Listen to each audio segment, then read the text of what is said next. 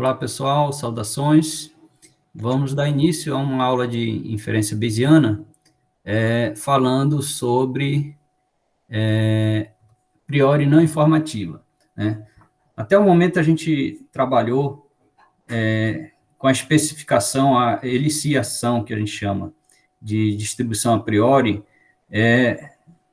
geralmente das famílias conjugadas, né? Ou seja, a família de distribuições que a gente estabelecia para a priori, a posteriori pertencia à mesma família. Ou seja, se a normal era a priori, a gente estabelecia uma distribuição normal, a posteriori também era da família da distribuição normal.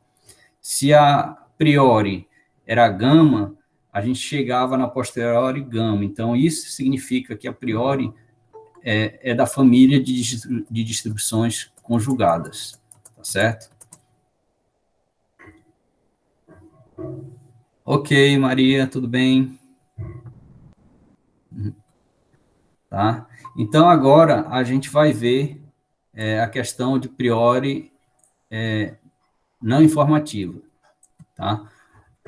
Basicamente, a ideia é quando a gente não tem informação, alguma noção sobre a incerteza do parâmetro θ, a gente vai ter que estabelecer uma distribuição a priori não informativa sobre o parâmetro θ. Por quê? Porque a gente não tem algum palpite, alguma opinião, alguma incerteza a ser colocada sobre o parâmetro θ.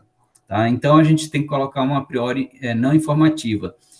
Quando a gente atribui uma distribuição a priori não informativa para o parâmetro θ, tá? A gente Professor, você poderia repetir a parte da priori não informativa novamente? Explicando não informativa ou conjugada? Não informativo, que seria assim? Poderia explicar novamente, que eu não escutei direito. Pronto, porque até o momento a gente trabalhou muito com distribuição conjugada. Por exemplo, a priori, quando a gente quis estimar a média da distribuição normal com variância conhecida, a gente atribuía uma distribuição normal a priori para a média dessa normal, tá? E chegava numa posteriori normal também, tá? Quando a gente atribuía a distribuição normal para a média dos dados amostrais, tá? A gente colocava alguns valores, né, para a média dessa distribuição a priori, que era normal, e para a variância, né? Então, a gente tinha uma noção, uma informação a priori de que a média da normal dos dados tinha uma certa média que a gente especificava, igual a um certo valor, e com uma certa variância. Então, a gente tinha alguma informação sobre o parâmetro θ.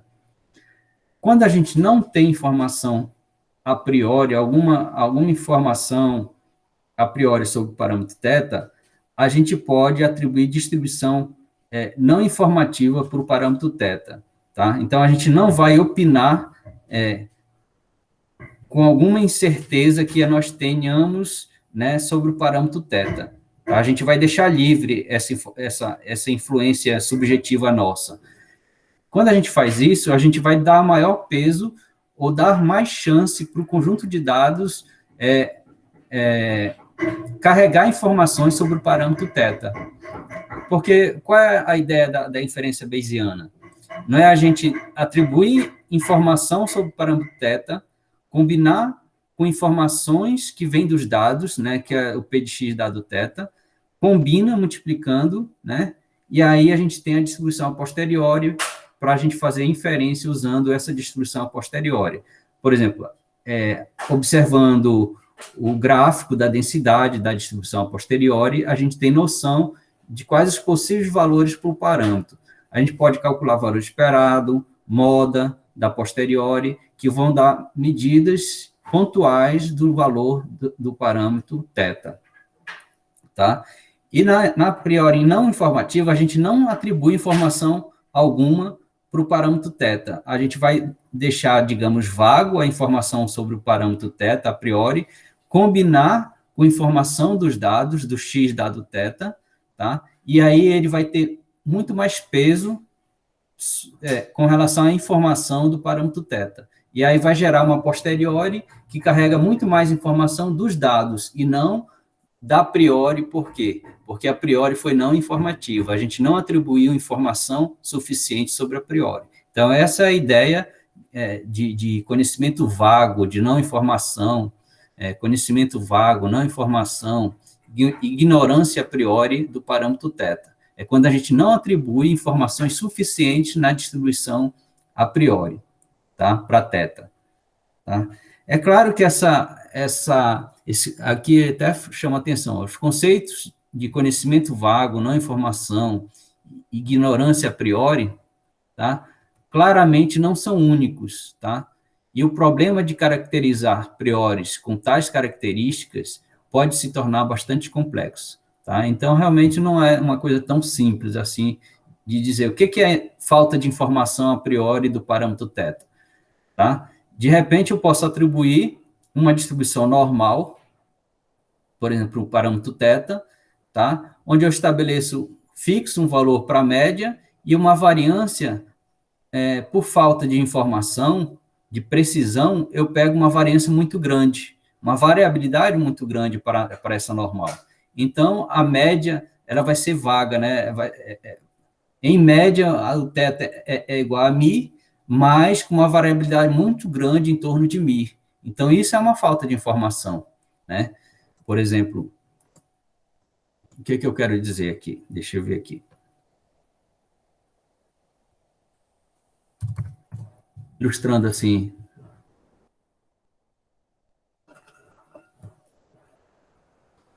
O que eu quero dizer? Uma ideia de informação.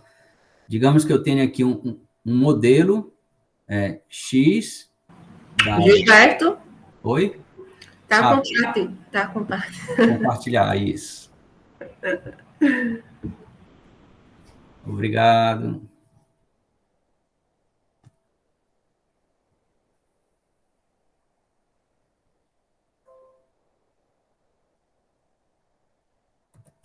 Então, digamos que eu tenho um modelo X dado θ, sendo normal, onde a média é θ e a variância é σ2. Vamos supor σ2 conhecido.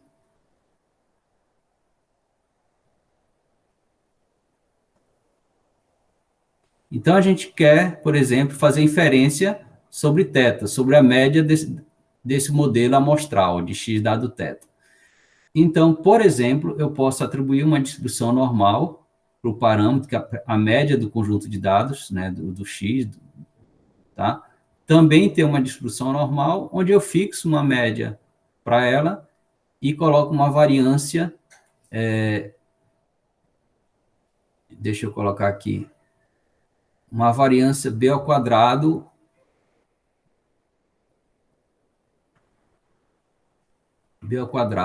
tá? Deixa eu...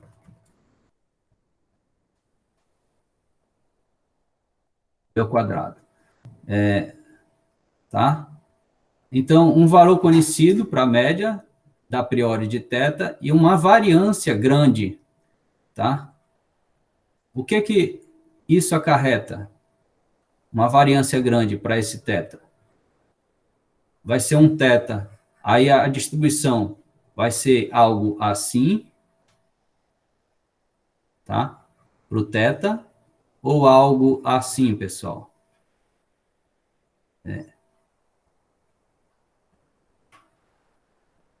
Como é que vocês acham que vai ser?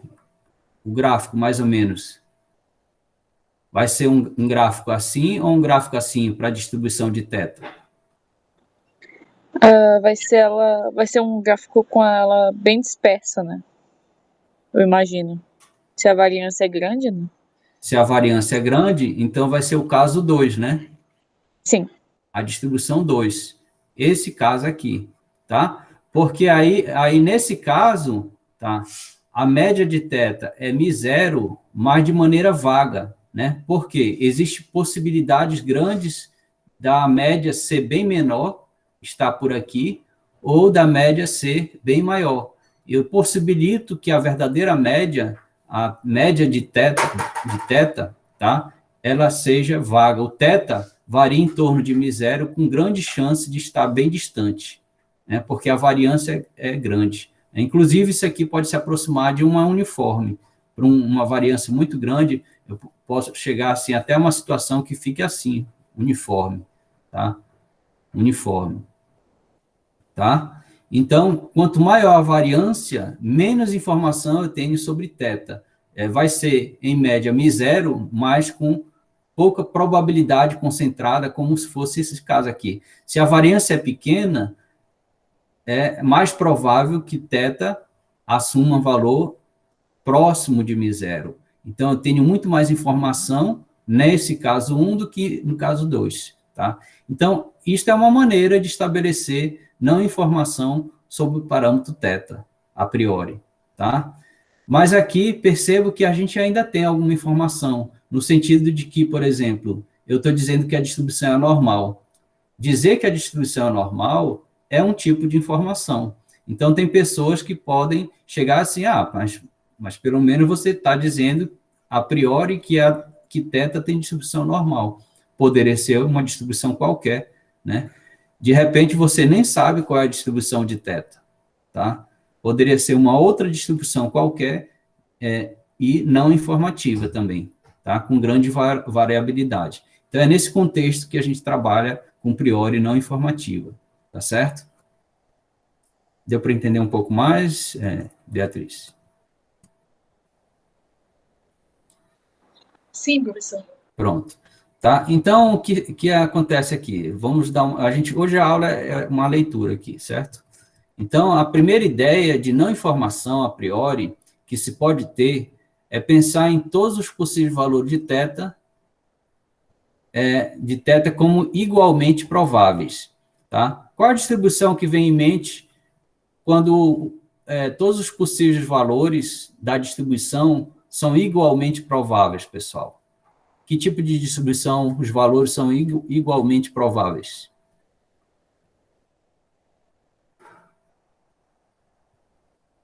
Aqui está dizendo, ó, isto é, com uma distribuição a priori uniforme, não é? Quando é uma variável discreta, todos os possíveis valores são igualmente prováveis. Se eu tenho uma variável com n valores possíveis, a probabilidade de cada valor igualmente provável é igual a quanto, pessoal? Se eu tenho uma variável que assume valores x1, x2 até xn, e elas são igualmente prováveis, qual a probabilidade de cada um dos valores? 1 sobre n. 1 sobre n. É uma distribuição uniforme no caso discreto, né? E quando a variável é contínua, qual a distribuição uniforme? Como é que ela funciona? Ela é A, não, B menos A, né, sobre... Ó, se eu tenho aqui, por exemplo, aqui os reais... sobre B menos A, um negócio assim, não lembro. Aí eu tenho x e f de x, a FDP de uma uniforme, no caso, contínuo. Dizer que é uniforme, a gente tem que atribuir o intervalo AB, não é isso? Né? É uniforme no subconjunto dos reais, no subconjunto AB. Então, o f de x vai assumir uma certa altura aqui, de maneira uniforme. E qual o valor desse f de x aqui, pessoal?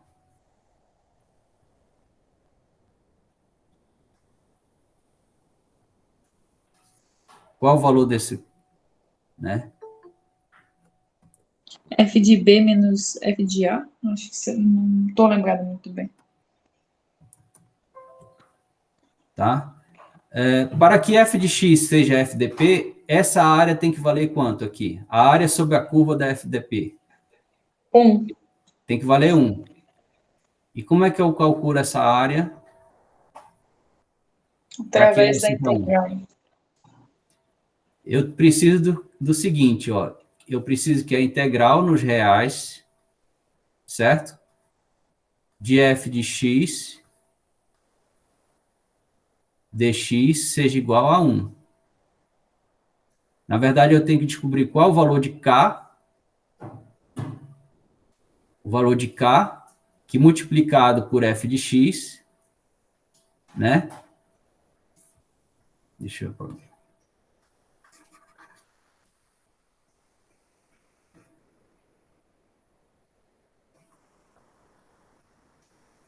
Qual o valor de k que multiplicado por f de x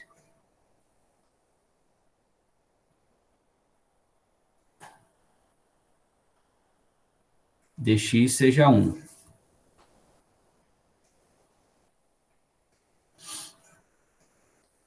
Porque, na verdade, aqui, ó, a base vezes a altura tem que ser igual a 1, né?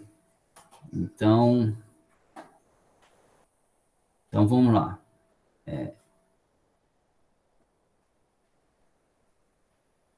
Deixa eu ver o que eu quero fazer mesmo.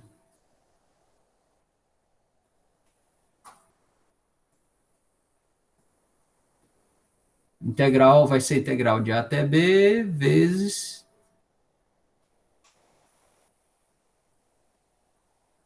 integral de A até B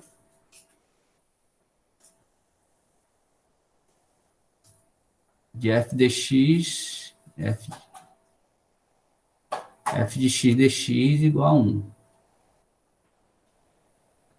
Eu acho que não tem esse K aqui, não. Vamos ver aqui como é que vai funcionar. Mas a integral tem que ser a integral do f de x dx, tem que ser 1. Tá?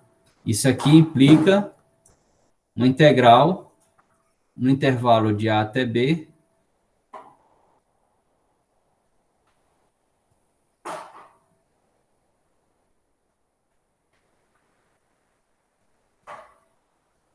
aqui vai ser uma constante, não é, pessoal?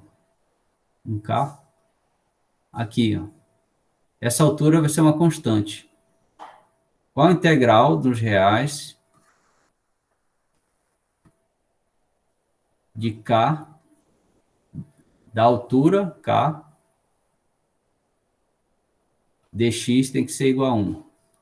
Vai ser a integral entre A e B de K dx igual a 1. Isso aqui vai ser K,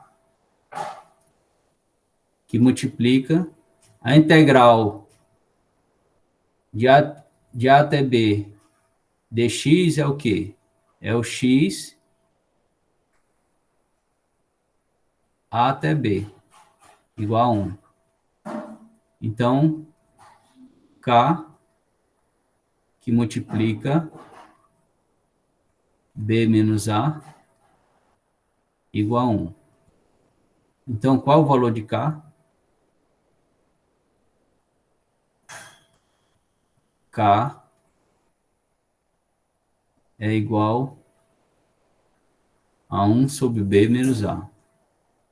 1 sobre o comprimento do intervalo AB.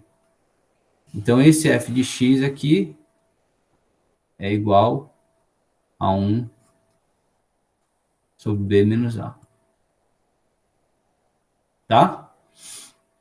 Então, percebo que aqui a altura é uma constante, né? É uma constante no intervalo AB. Isso significa que a distribuição é uniforme no intervalo AB. Mas para que nós tenhamos uma área entre AB e a altura K, a área seja 1, ou seja, o K represente um f de x, né? O f de x igual a K aqui, ó. F de x igual a K. Mas quem é K? K é 1 sobre B menos A. Como é que a gente encontra isso aqui? Porque f de x é uma constante K. Então, a integral nos reais de K dx tem que ser 1, para que o K aqui seja uma FDP. Integrou em relação a até B, porque é o único intervalo que FDP, a f de x é positivo, é só no intervalo AB, e igual a 1, então integrou, chegou que K vezes a integral é B menos A. Então, tira o valor de K, o K é 1 sobre B menos A, tá certo?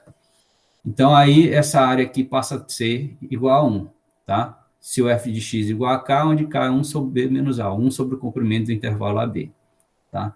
Então, a primeira ideia de não informativa é que qualquer subconjunto de mesmo comprimento no intervalo AB vai ter igual probabilidade de ocorrência. Por exemplo, se eu pegar o intervalo A mais de A até um intervalinho aqui, ó. Se eu pegar esse intervalinho aqui, e se eu pegar um outro intervalinho de igual comprimento, tá? Então, aqui, esse intervalinho aqui. a probabilidade seria essas áreas que eu acabei de achurar, e a probabilidade dessa área, essa área seria igual a essa área, são igualmente prováveis, desde que tenham o mesmo comprimento. Ok? Então, a primeira noção de não informação sobre θ é de que todos os possíveis valores de θ têm igual probabilidade de ocorrência. Ou, no caso contínuo, intervalos de mesmo comprimento, o θ, para subintervalos de mesmo comprimento, ocorre de igual probabilidade, com igual probabilidade. Neste caso, a probabilidade de θ, a priori de θ, é proporcional a uma constante k, né?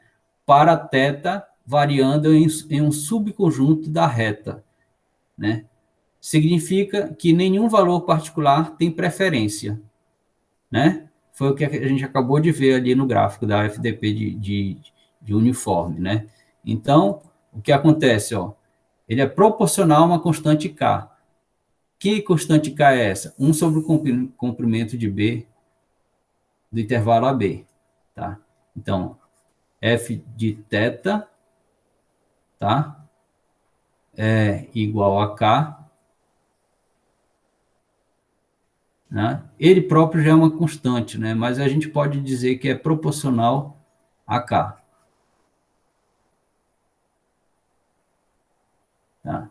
Na verdade, ele faz assim, f de θ é proporcional a uma constante k.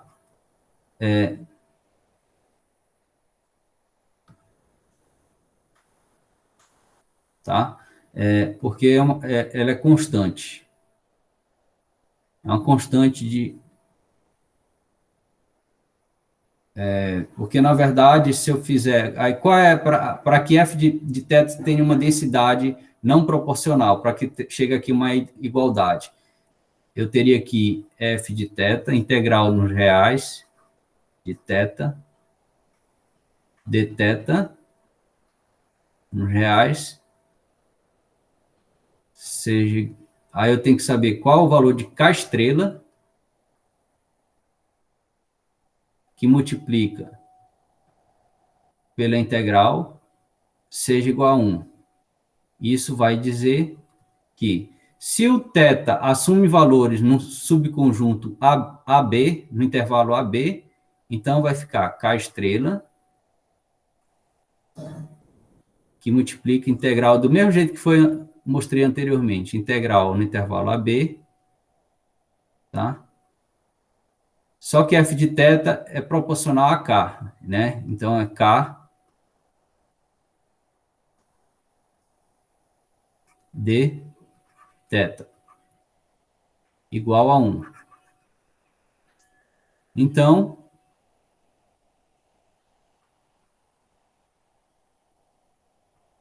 o que vai acontecer? K estrela. Aqui, integral de A até B de θ vai ser o B menos A. Então, B menos A vezes K, então vai ficar 1 sobre K, que multiplica B menos A. A constante normalizadora, nesse caso, é esse K estrela aqui.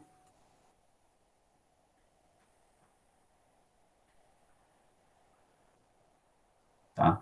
Então, f de θ proporcional a k dá a ideia de que, olha, qualquer valor de θ, tá, assume valores no subconjunto dos reais, tá? Com igual probabilidade k, né? Com probabilidade k, tá? Porque k é uma constante. Qualquer valor, subconjunto de θ de igual comprimento, eu tenho uma constante associada a k, né? Onde k estrela, a constante normalizadora é k sobre o b menos a, né? Se eu pegar aqui integral de f de θ, de θ, eu vou ter igual integral de k de θ. E essa integral de k de θ tem que ser o quê? 1 sobre K estrela B menos A.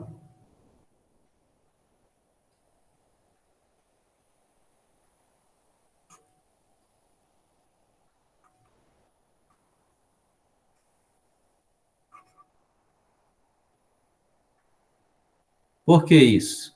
Porque essa integral, né? Essa integral de A até B, do K de θ,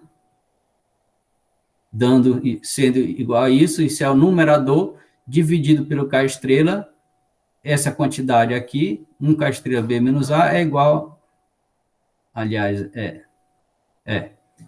que daqui eu tiro o valor de K estrela,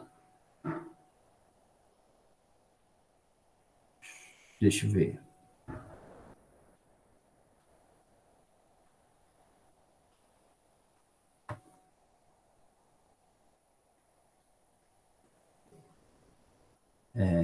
Integral de K, é isso mesmo.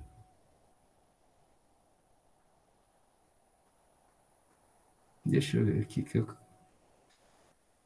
Veja só, pessoal, o que eu quero dizer. Pegando isso aqui, o importante é isso. Eu estou atribuindo uma priori f de θ proporcional a K. Então, visualizando no gráfico, eu estou dizendo que, olha, a minha FDP de θ, f de θ, é proporcional a K. Então, eu vou ter um K aqui, ó. Por exemplo, no intervalo AB,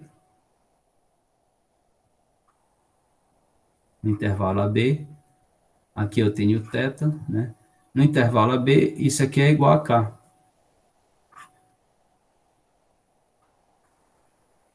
Deu para entender agora? No intervalo AB, é proporcional a uma constante K. Tá? E quem vai ser esse K aqui? Vai ser 1 sobre B menos A, para que seja FDP. Tá? Se não, essa altura aqui, essa área aqui não vai ser igual a 1. Porque ó, B menos A, base vezes altura, B menos A vezes altura, que é 1 sobre B menos A. Fica B menos A dividido por B menos A igual a 1. Aí essa área é igual a 1. Ok?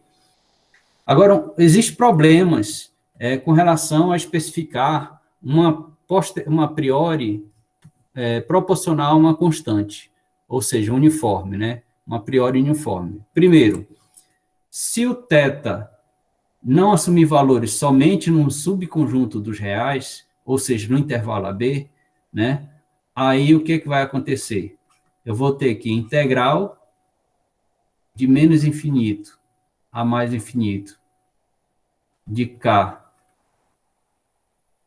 dθ vai ser igual a K vezes x de menos infinito a mais infinito. Então, esse aqui é igual a...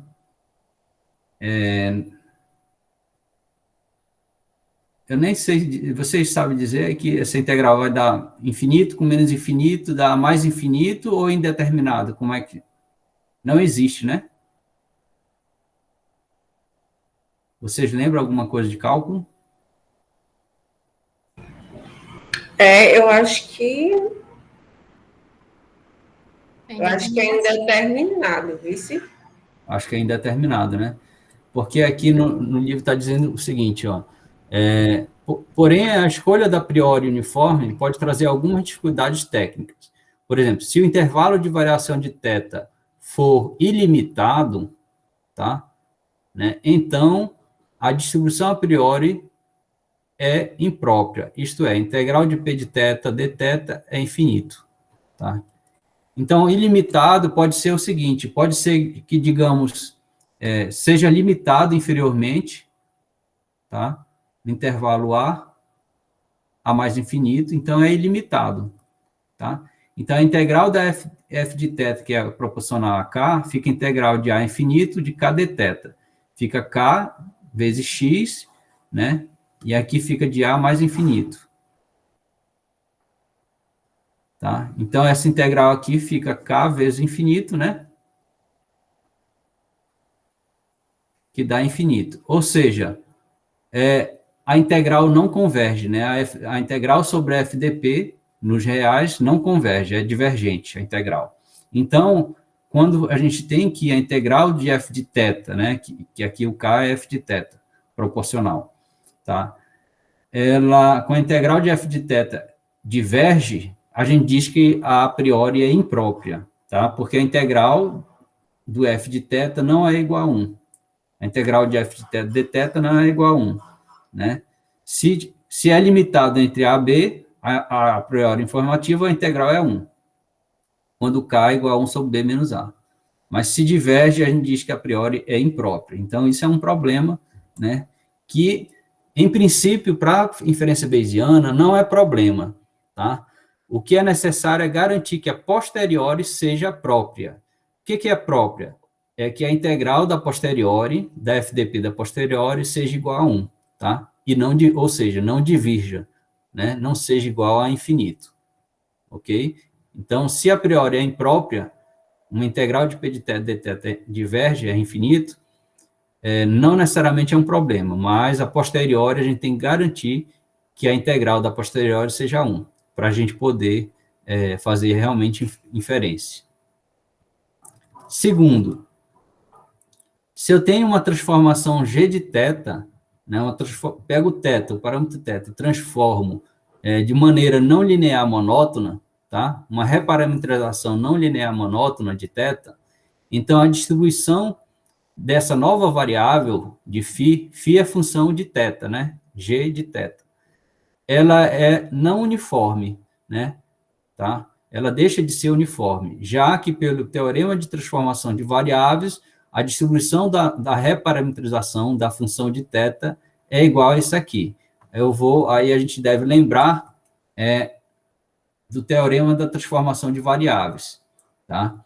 O teorema de transformação de variáveis diz o seguinte: se eu tenho aqui uma variável φ, que é função de θ, tá? Monótona, então a inversa, o valor de θ em função de φ é o θ g menos 1 de φ, a função inversa, tá?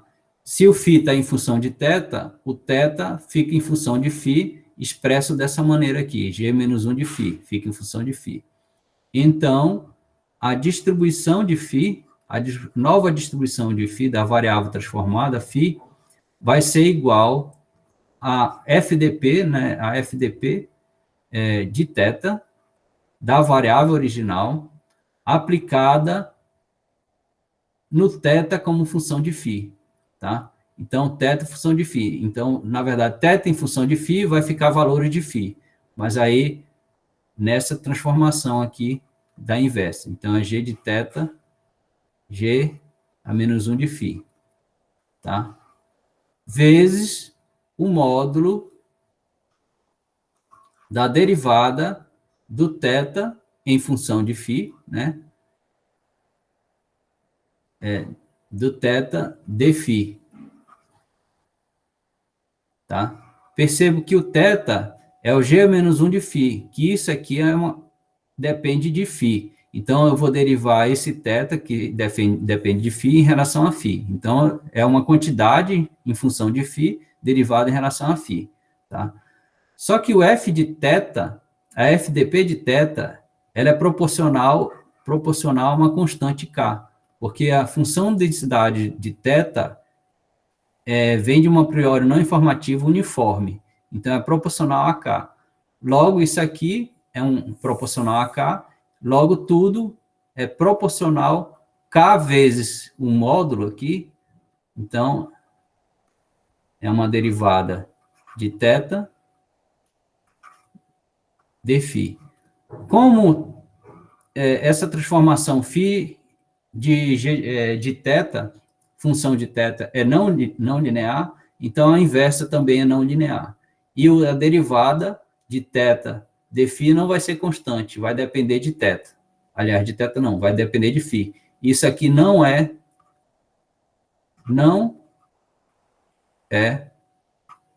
proporcional a uma constante, né? Ou seja, não é uniforme, né? Não é uma a priori não informativo uniforme, porque essa quantidade aqui vai depender de φ, tá? Vai depender de φ. E aí, ela não depende diretamente somente de uma constante K, tá? Então, deixa de ser uniforme.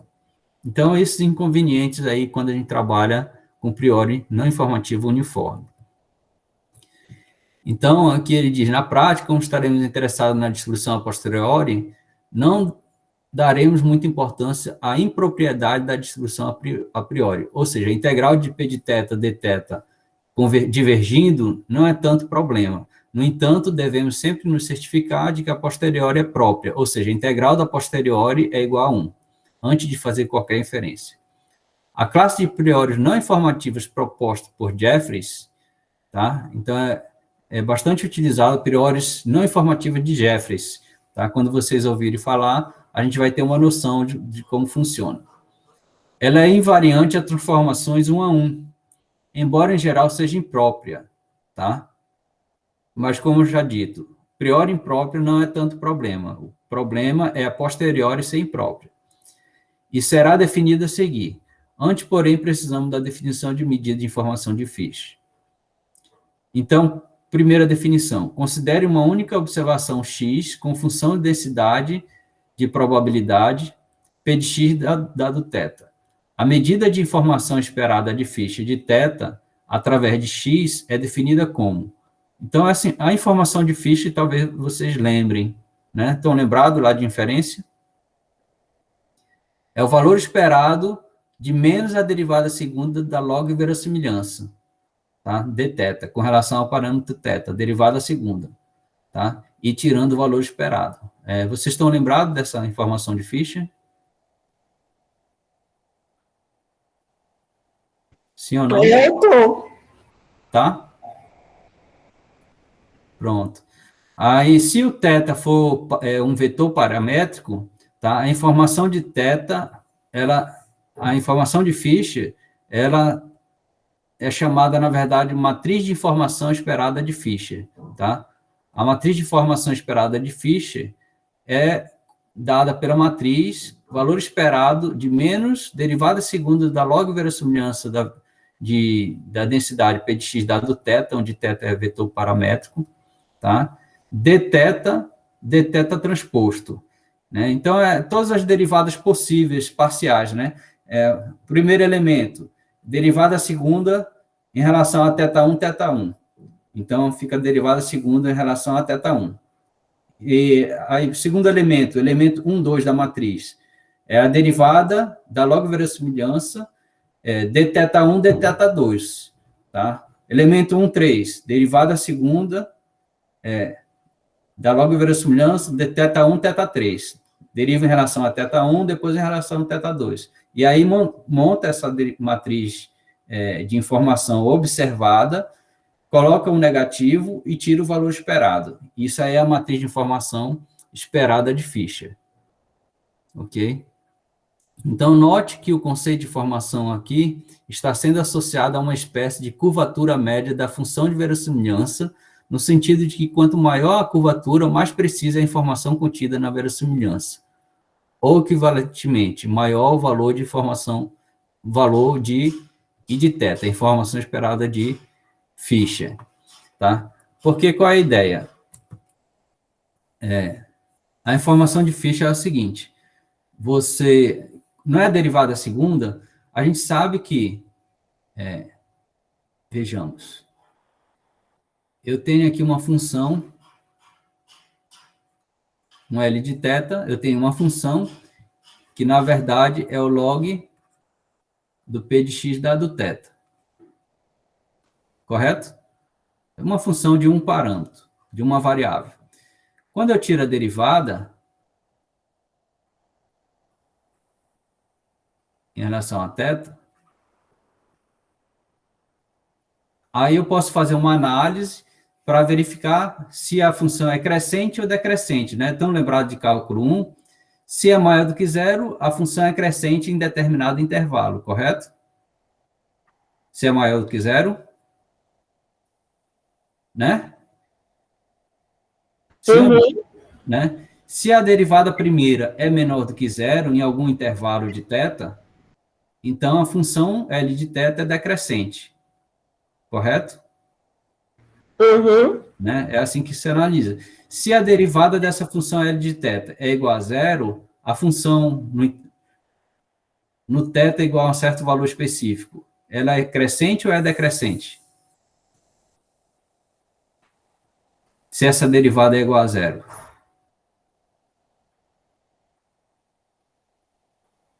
Vai ser crescente ou decrescente?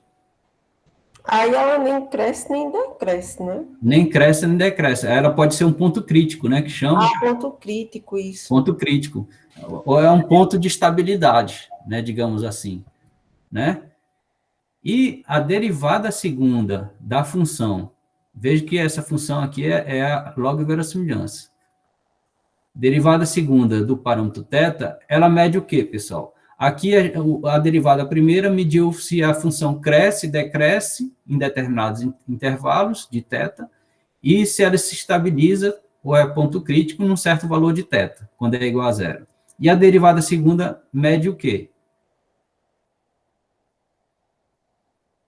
A concavidade, né, professor? A concavidade. Se ela é côncava, se ela é convexa, né? Se ela é negativa, ela é côncava ou é convexa? Se é negativa. Se é negativo, eu sei que é... O professor não lembra que é convexo, não, mas eu sei que tem um topo... Tem um ponto de máximo. Ponto de máximo. E se tem um for ponto de máximo. positivo, tem ponto de mínimo. Vocês estão me vendo aí, não estão? A minha imagem aí, direitinho?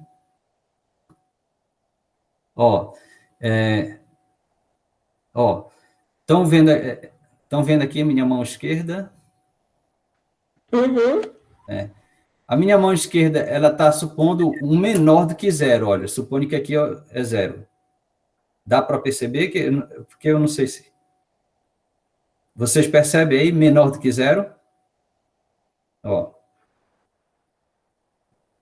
Tá? Né? Então, olha, a minha derivada segunda, que está aqui do lado desse lado aqui, menor do que zero. Aí, se eu faço um giro no horário, sentido horário, tá? Então, eu giro no sentido horário, aí fica, para baixo, as duas pontinhas, ou seja, tem um ponto de máximo. Entenderam? Então, a gente chama que ela é convexa, não é isso? É convexa ou é côncava, quando a curvatura é para baixo? Eu acho que ela é côncava, né? É côncava? Você lembra, Beatriz, Mirella? Quando a curvatura é para baixo? A gente diz que é convexa ou é côncava?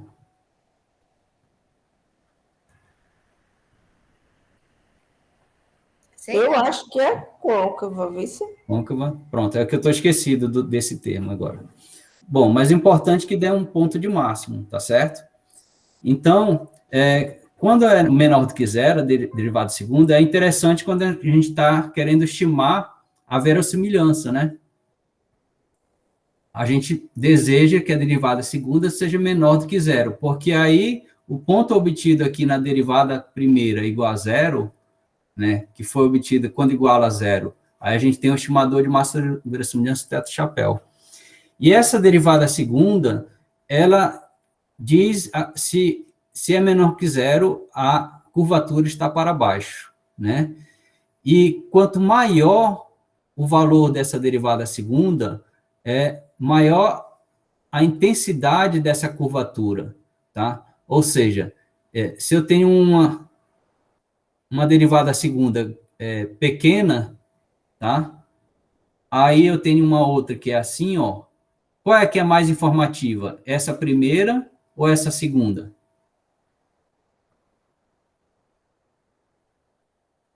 Essa primeira ou essa segunda? Qual é que é mais informativa? A primeira, né? A mais informativa, a primeira? Você me dá um Se você minutinho. quer saber se tem ponto de máximo, é a primeira, né? Que olha. Só um minutinho, viu? Eu preciso aqui beber uma água.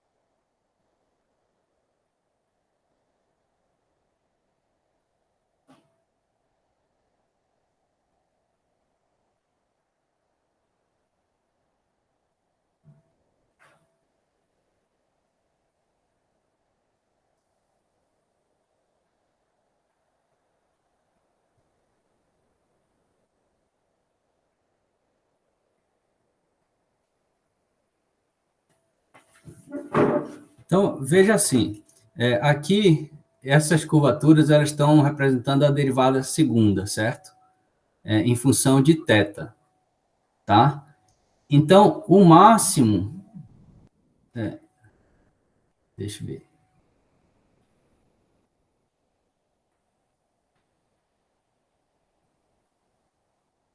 O máximo, veja só, percorrer o espaço paramétrico de θ, tá? Para obter o máximo, vai ser mais fácil encontrar o máximo percorrendo uma informação, tá? Quando tem essa característica da primeira ou da segunda? Qual é o mais fácil de encontrar o máximo? A segunda por culpa da curvatura, é isso que o senhor quer dizer? Quer mostrar? Exatamente. Aqui, ó, você tem um espaço menor para percorrer e com mais facilidade você vai chegar nesse ponto máximo. Esse aqui eu vou percorrer com mais chance, assim, vou ter que percorrer um espaço maior. Daqui até aqui, percorrer mais, porque a informação, essa derivada segunda, ela é pequena. Então, essa curvatura vai ser maior. Está entendendo? Vai ser maior. Aí você tem que percorrer um espaço maior do espaço paramétrico para chegar até esse ponto máximo aqui. Já nesse, não. Um pequeno intervalo de θ, tá? Do espaço de θ, eu rapidinho chego nesse ponto máximo aqui, na segunda situação. Então, derivada segunda, grandes, mais próximo de zero, tá? Vai ser menor a curvatura, tá? Mais acentuada a curvatura e mais fácil, mais informação eu tenho, tá? Mais informação eu tenho. Então, a situação ideal que nós precisamos para fazer inferência, na inferência clássica, é que ocorra isso, né? Eu tenho o ponto crítico, θ-chapéu, quando eu obtido da derivada primeira igual a zero, e a derivada segunda menor do que zero, que aí eu chego no ponto máximo, né? O ponto crítico aqui, ele é máximo, tá? Como essa derivada segunda é negativa, eu trabalho com o negativo menos a derivada segunda do L de θ, que é o log verossimilhança, derivada segunda da log verossimilhança, negativo, dθ ao quadrado.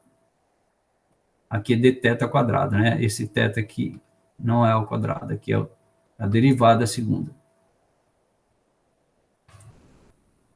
É dθ quadrado mesmo, né, pessoal?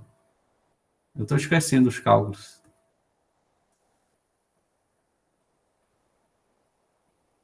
Aqui é ao quadrado mesmo, né? O quadrado é no θ. É no θ. Então, o menos derivada segunda vai ser maior do que zero. Isso aqui é a informação observada que chama. Quando a gente calcula o valor esperado dessa quantidade, aí eu tenho a informação de Fischer esperada. Informação esperada de Fischer. Isso é igual a esperança de menos derivada segunda da log-verossimilhança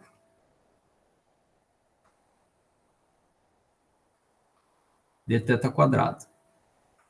Tá? Então, veja, essa quantidade aqui, ela é uma informação observada, que a gente chama, ela fica em função de θ, tá? Em função de θ aqui. Tá? Então, existe uma infinidade de valores para essa derivada segunda aqui. É uma função dos dados, na verdade. Tá? E de θ também. Tá? Essa menos derivada segunda da log-verossimilhança. Quando eu tiro o valor esperado, eu estou tirando o valor médio. Tá? É um valor esperado em x, tá? No conjunto de dados. Tá? Então, quando eu pego o valor esperado desses possíveis valores dessas derivadas segunda negativa aqui, eu tenho um valor médio, é um representante de um conjunto de valores. Né? Que conjunto de valores são? De menos derivada segunda da log-verossimilhança, tá? Que são vários valores em função de x. Tá? Então, o valor esperado, ele pega, tira um valor médio desse conjunto de valores, e aí ele é representante global. Tá? Ele não é um representante local, ele representa todos os possíveis valores. É por isso que aqui fala na apostila, né? Isso que a gente está discutindo, né? Podemos considerar, então, que a informação esperada de Fisher uma medida de informação global, que ele representa todos os possíveis valores das derivadas segundas, tirando o negativo. Enquanto que a medida de informação local é obtida quando não se toma o valor esperado na definição acima. A medida de informação observada de Fisher, denotado por Jθ, fica então definida como menos a derivada segunda do log de P de x de θ dθ quadrado. Tá? Que aqui eu tenho vários valores possíveis para essa quantidade. Aí a gente chama medida de informação observada de Fisher. Quando tira o valor, a gente tira a média. Então, é um representante de todos os possíveis valores, então é uma medida global, de informação global. Né? Olha aqui. E aí, aquilo que a gente discutiu. Note que o conceito de informação aqui está sendo associado a uma espécie de curvatura média da função de verossimilhança. Uma curvatura média da função de verossimilhança. No sentido de que quanto maior a curvatura, mais precisa é a informação contida na verossimilhança, ou, equivalentemente, maior o valor de I de θ. Tá? Na verdade, essa curvatura que eu coloquei aqui como 1 e 2 é a curvatura, a medida da curvatura é dada pela derivada segunda, mas a função aqui que está expressa, essas curvas, é da log-verossimilhança, tá certo, pessoal? Então, eu teria uma log-verossimilhança com uma curvatura grande, aqui, seria uma menos derivada segunda pequena, tá? Um valor positivo pequeno. Se eu tiver um menos derivada segunda grande, aí eu tenho uma curvatura mais acentuada. Então, é mais informativa a log-verossimilhança para obter o estimador de massa-verossimilhança, no caso. Ok? Então, seja uma observação x com função densidade ou de probabilidade P de x dado θ. A priori não informativa de Jeffreys tem função de densidade dada por a priori P de θ é proporcional à raiz quadrada, né, da informação de Fisher esperada, tá? Que é o I de θ, né? Ele chama informação de Fisher esperada.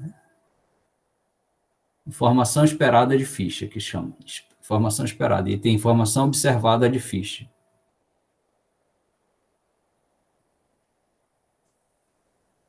Tá? Então, tira a raiz, né? Se θ for um vetor paramétrico, então a densidade a priori de θ, do vetor paramétrico θ, é proporcional à raiz quadrada do determinante da matriz esperada, da informação esperada de Fisher, tá? Do determinante. Aí tem a matriz de informação, tá? Aí a gente tira o determinante e depois tira a raiz. Ok? Então, vamos ver um exemplo de informação de Jeffreys, né? De priori de Jeffreys. Considere x1 até xn uma Poisson θ, tá? E aí vamos obter o quê? Uma informação para a informação de Fischer para θ, tá? E aí, a priori de Jeffreys, tá? Para o parâmetro θ. x1 até xn tendo distribuição Poisson. Então, x1 até xn, vindo de uma distribuição Poisson, θ. Então, o que acontece? O f de x dado θ é igual ao produtório em I de E menos θ, θ elevado a xi fatorial. Então, isso é igual a menos nθ vezes θ elevado a somatório de xi, que eu vou chamar de t. T é o somatório de xi, dividido pelo produtório de xi fatorial. Ok? Então, o Lθ é o logaritmo, menos nθ, mais t,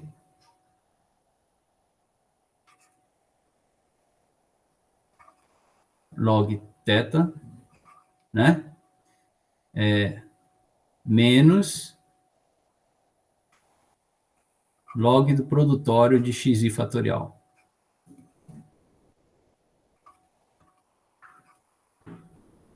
Tá?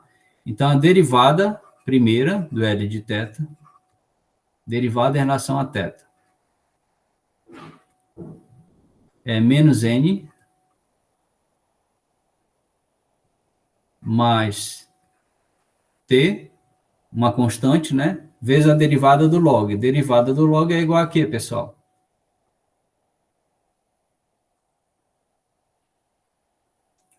Quanto é a derivada do log? 1 sobre θ. 1 sobre θ vezes a derivada do θ, que é 1, né? Aí menos 0, né? Que é a derivada aqui de uma constante. Não depende de θ. Tá? E a derivada segunda do log de θ, dθ quadrado, é igual. Menos n é constante, fica o quê?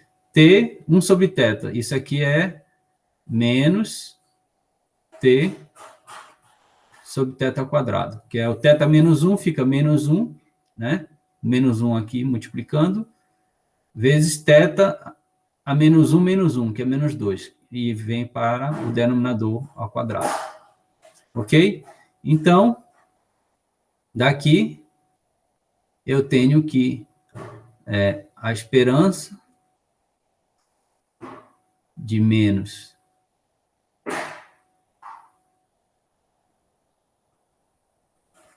t sobre θ ao quadrado, né? Menos a derivada segunda. Então, isso é igual que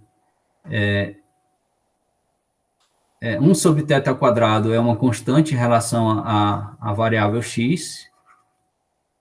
Então, 1 sobre θ ao quadrado vezes esperança de t. Mas quem é t? É somatório do xi. Soma de Poissons. Se eu tenho Poissons x1 até xn de parâmetro θ, qual a distribuição da somatória de xi, pessoal? A soma de Poissons independentes de parâmetro θ. Qual é a distribuição da soma?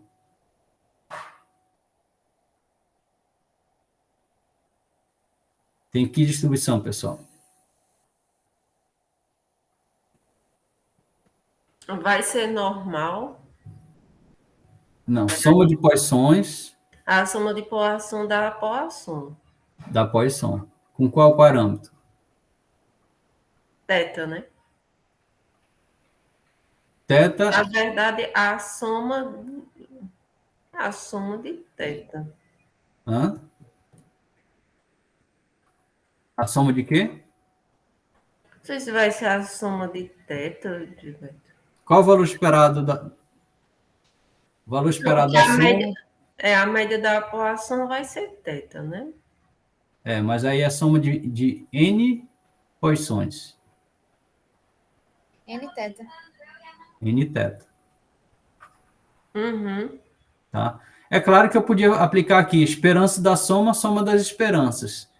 Cada esperança de Poisson é teta, né? Aí seria soma de N vezes as Poissons, os valores esperados de Poisson, que era teta, ficar N teta, né? Então, eu posso reescrever isso aqui é igual à esperança dessa soma de Poissons, que é N teta, né? Poisson N teta. Então, o valor esperado da Poisson é N teta, né? Dividido por teta ao quadrado. Então, isso é igual a N sobre teta. Ou seja, a informação de teta, a informação esperada de Fischer é igual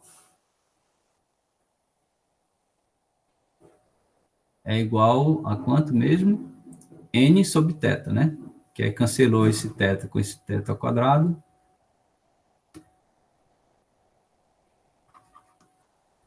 N sobre teta. Logo, a informação a priori de Jeffrey é igual a quanto, pessoal? É proporcional, né? Esse N aqui é uma constante, eu vou colocar, então, é proporcional a quanto? A gente, por definição, é a raiz quadrada da informação esperada de Fischer. Certo? Então, isso aqui é proporcional. A raiz quadrada da informação esperada de Fischer é proporcional a 1 sobre teta, tirando a raiz. Ou seja, é o teta a menos meio. Certo? Então, essa aqui é a priori não informativa de Jeffrey. Tá? É um exemplo para o caso da Poisson. Quando a gente não tem informação a priori, que aí a gente viu na família conjugada, qual é a família de distribuições conjugadas para Poisson teta, pessoal? Qual é?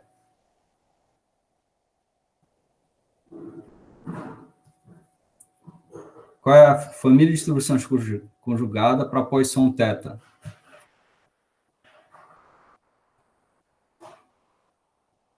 Lembram? A gente já fez exercício de trabalho com ela. Qual é? Peraí, não sei se é binomial. Quem é mesmo, Gilberto? Esqueci. Qual é a família de distribuição conjugada para Poisson? A gama? A gama. Teta só assume valores positivos. A binomial, né, beta, é para teta entre 0 e 1, que é a probabilidade de sucesso. A probabilidade de sucesso assume valores entre 0 e 1. E o espaço paramétrico da Poisson é não negativo, teta maior do que 0. Então, a gente viu que a distribuição conjugada para a Poisson teta é a gama. Por quê? Porque a priori gama resulta numa posteriori também gama, com parâmetros atualizados. Tá? E aqui a gente está vendo uma a priori não informativa de Jeffreys, tá? Segundo Jeffreys. Então, ó, a informação aqui é proporcional a teta menos 1, né?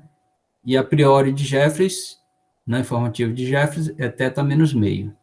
Note que esta priori é obtida tomando-se a conjugada natural, ó, conjugada natural gama alfa beta, fazendo alfa igual a meio e beta tender a zero. Então, a gente pode perceber isso aqui, ó. Se eu tenho uma gama alfa beta, que a gente acabou de comentar, que é da família conjugada da Poisson, né? Então, eu tenho que f de θ sendo gama, ela é proporcional a 1 sobre gama de alfa, beta elevado a alfa, né? Θ elevado a alfa menos 1. Aí o alfa que ele está adequadamente, convenientemente, fixando, o alfa é meio, ó. Então fica θ elevado a alfa menos 1. Θ elevado a meio menos 1. Vezes E a menos beta θ, que multiplica θ. Só que esse beta tende a zero. Tende a zero. Então, isso aqui fica aproximadamente, né? Ó, se esse exponencial a menos beta, o beta tendendo a zero, então fica E elevado a zero, é 1. Então, é aproximadamente a θ elevado a meio menos 1 é θ a menos meio. Tá? Então, realmente, quando eu pego a família de distribuição conjugada, que é a gama, conjugada a Poisson, tá? Com alfa meio igual a meio, né? Então, fica meio menos 1 menos meio, está aqui. E menos beta θ, o beta tendendo a zero, isso aqui tende a 1, então, eu tenho a conjugada aproximadamente θ menos meio, que se equipara a priori não informativa de Jeffreys. Ok? Em geral, a priori não informativa é obtida fazendo-se o parâmetro de escala da distribuição conjugada, tá, tender a zero. Então, geralmente, a gente tende a zero o parâmetro de escala da família conjugada e fixa os demais parâmetros de forma conveniente. Tá? Aí tem que saber quais os valores dos outros parâmetros para poder realmente chegar na priori de Jeffreys. Tem que ser de maneira conveniente. Além disso, a priori de Jeffreys assume formas específicas em alguns modelos que são frequentemente utilizados, como veremos a seguir. Tá? Então, tem umas formas específicas para a priori de Jeffreys, né? Que é, por exemplo, o seguinte, ó, X tem um modelo de locação, uma definição, né? Quando é que X tem um modelo de locação? Quando existe uma função f e uma quantidade θ, tais que a densidade P de x dado θ é da forma f em função da quantidade x menos θ. Quando aparece uma função que fica em função de uma diferença de x com relação a θ, tá?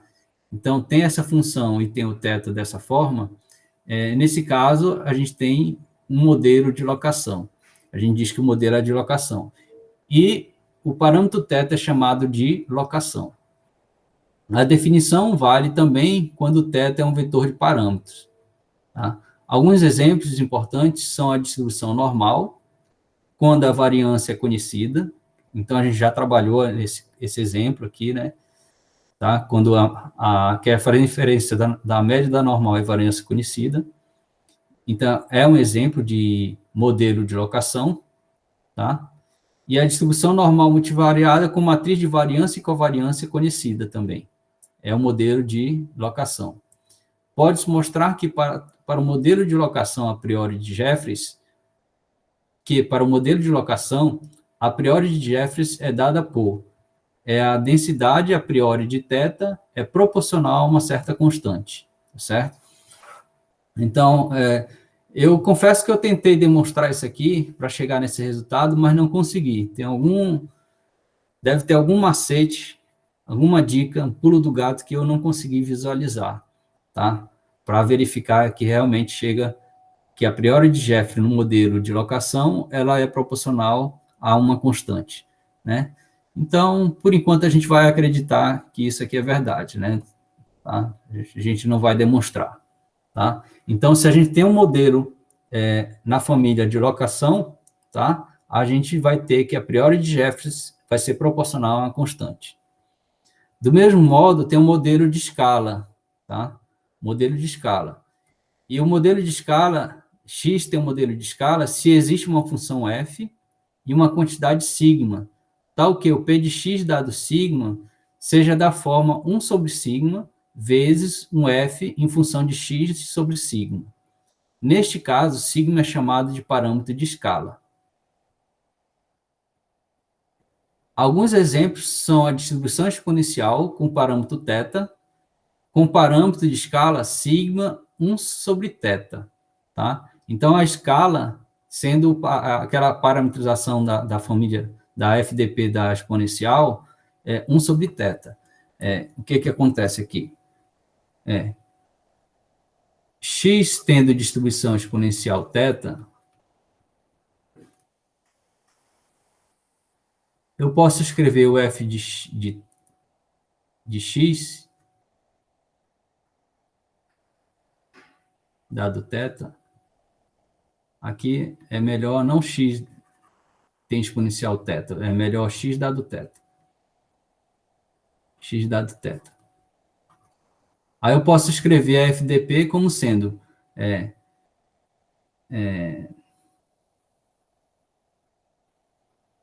θ vezes exponencial de menos θx. Não é assim, pessoal, que a gente escreve a FDP da exponencial? Onde θ é maior que o zero e o x maior do que zero e θ maior do que zero.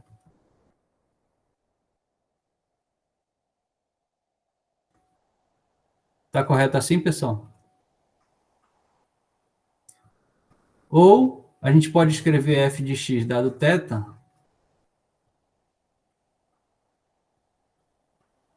com o parâmetro de escala inverso, tá? 1 sobre θ vezes exponencial de menos 1 sobre θ vezes x.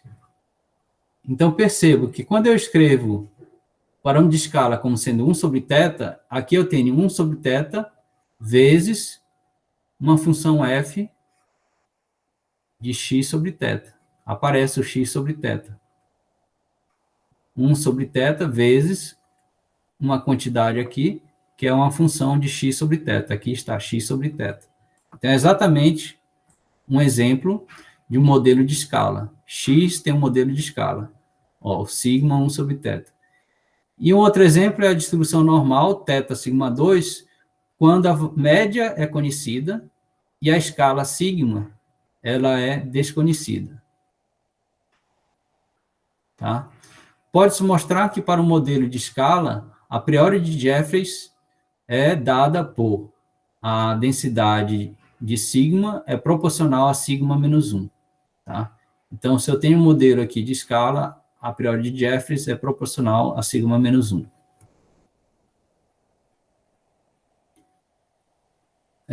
Vamos ver aqui.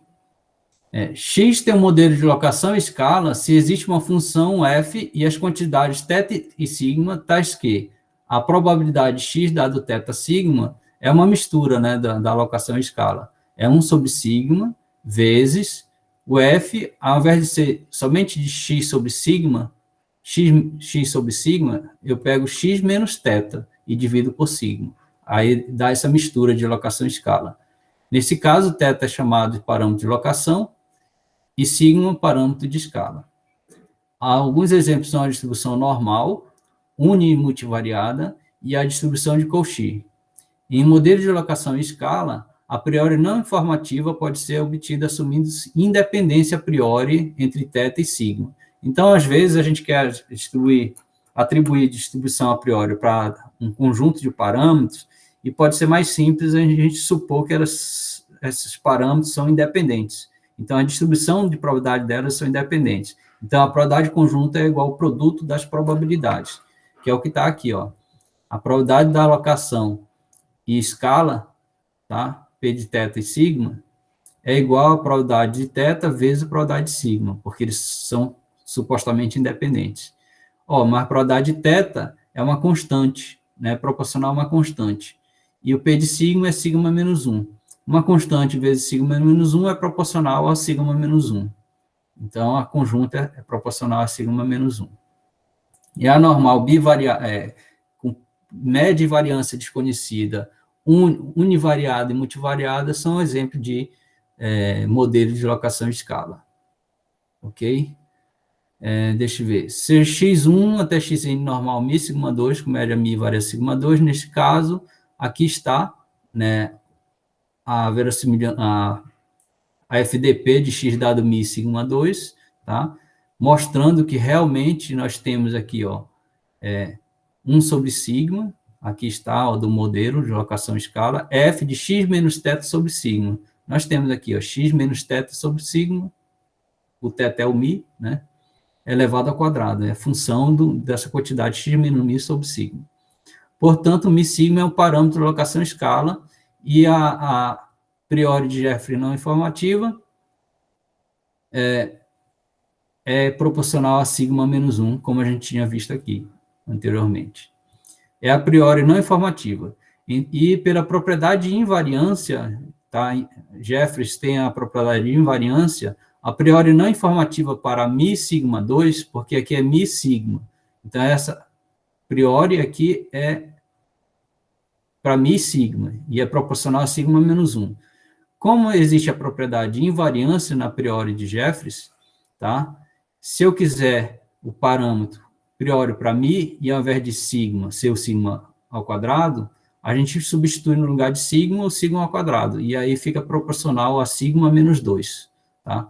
A priori conjunta, mi sigma 2, ao invés de sigma, fica sigma 2 elevado a menos 1. Então, fica sigma menos 2. Então, a propriedade de priores não informativo de Jeffreys, tá? Vale notar, entretanto, que a priori não informativa de Jeffreys viola o princípio de verossimilhança, já que a informação de Fisher depende da distribuição amostral. O que isso quer dizer? A priori de Jeffreys, ela parte do modelo dos dados, x dado θ, e aí faz a derivada primeira, a derivada segunda, calcula o valor esperado do negativo da derivada segunda, da log verossimilhança. Então, depende do modelo x dado θ. Essa informação depende do modelo probabilístico que você está trabalhando. Então, o princípio da verossimilhança, ele diz que a gente faz inferência sobre θ sem depender da verossimilhança. Por exemplo, quando a gente está interessado na probabilidade de sucesso, né, a gente pode trabalhar com a binomial. X dado θ tem distribuição binomial. Aí trabalha com uma beta, né, por exemplo, tá? Então, sendo binomial, eu vou encontrar uma informação de Fisher. Aí eu tenho uma certa priori de Jeffreys para o parâmetro θ. Mas se eu pegar uma binomial negativa, que também pode ser utilizada para fazer inferência sobre o parâmetro de sucesso, probabilidade θ, aí eu vou ter uma outra informação de Fisher. E aí a priori de Jeffreys vai ser uma outra priori, vai ter uma outra cara. E isso aí fica modificando. Eu posso também usar um modelo geométrico, tá? Geométrico para fazer inferência sobre a probabilidade de sucesso θ. Aí vai gerar uma outra matriz de informação, tá? Matriz de informação não, informação de Fisher. E aí uma priori de Jeffreys diferente também. Então, isso aí fere o princípio de verossimilhança. O que é que diz o princípio de verossimilhança? Que, para fazer inferência sobre θ, eu não dependo do modelo x dado θ, dos dados, tá? Se eu utilizar binomial, geométrica, binomial negativa, todas elas geram a mesma inferência sobre θ. Mas, se eu trabalhar com Jeffreys, eu não vou ter esse tipo de inferência, né? Na verdade, a inferência vai depender do modelo que eu adotar, se vai ser binomial, se vai ser geométrica, se vai ser binomial negativa, aí vai depender, vai ser diferente. E o princípio de verossimilhança diz o seguinte, não depende do modelo, qualquer modelo que eu trabalhar vai gerar a mesma inferência sobre θ. Ok? Então, eu vou parar por aqui, né? A gente falou sobre priori não informativa, uniforme e de Jeffreys, tá? Então, a gente tem pelo menos uma noção, né, sobre esses tópicos. Próxima aula eu falo um pouco sobre priores hierárquicas, tá? Como é que funciona, né? E aí, havendo tempo, a gente vai partir para uma noção de teoria de decisão, tá? Como realizar estimação, uma noção de introdução à teoria da decisão, tá certo?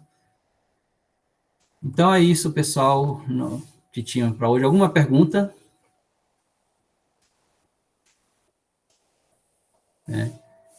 Então eu vou me despedir aqui da gravação. Tchau, tchau para vocês na gravação.